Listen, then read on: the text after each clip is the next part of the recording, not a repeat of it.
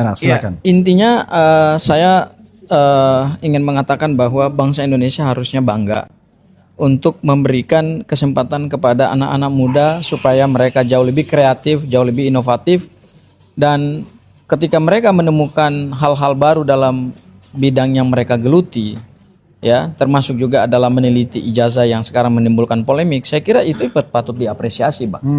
Karena tidak banyak anak muda yang pintar tapi berani. Ya. Ya, nah saya melihat Topi Merah ini punya dua hal itu.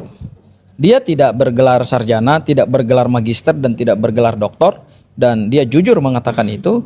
Dan saya setuju dengan filsafat pemikirannya Topi Merah bahwa ijazah itu hanya tanda orang pernah sekolah, bukan tanda orang itu pintar, dan bukan tanda orang itu pernah berpikir. Itu kutipan yang mungkin dia ambil juga dari seorang filsuf Indonesia lah, Rocky Gerung lah.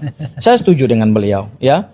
Dan terakhir, terhadap apa yang sekarang menjadi polemik di publik, ya, terkait dengan ijazah, saya kira justru kita harus meminggirkan upaya untuk melakukan kriminalisasi dan intimidasi kepada warga negara yang berani bersuara, gitu.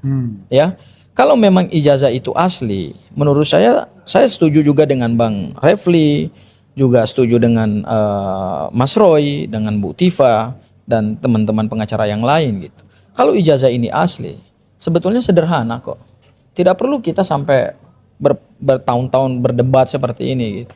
Kalau orang punya ijazah asli, pasti bangga. Apalagi sekelas The Center of Excellence seperti UGM, pasti akan bangga, gitu ya. Bang Refli alumni UGM, ya pasti bangga dengan ijazah UGM. Ya, jadi kalau ijazah itu asli, saya kira pasti orang bangga dengan ijazahnya. Tapi ini tentu berproses, kita hargai proses hukumnya, gitu ya.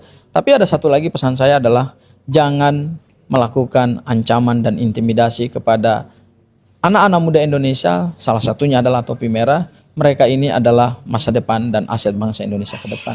Pelihara mereka, kita jaga mereka. Bila perlu, pemerintah memberikan mereka beasiswa, gitu. Ya, saya memohon juga kepada Menteri Pendidikan, kepada Bapak Presiden, gitu ya.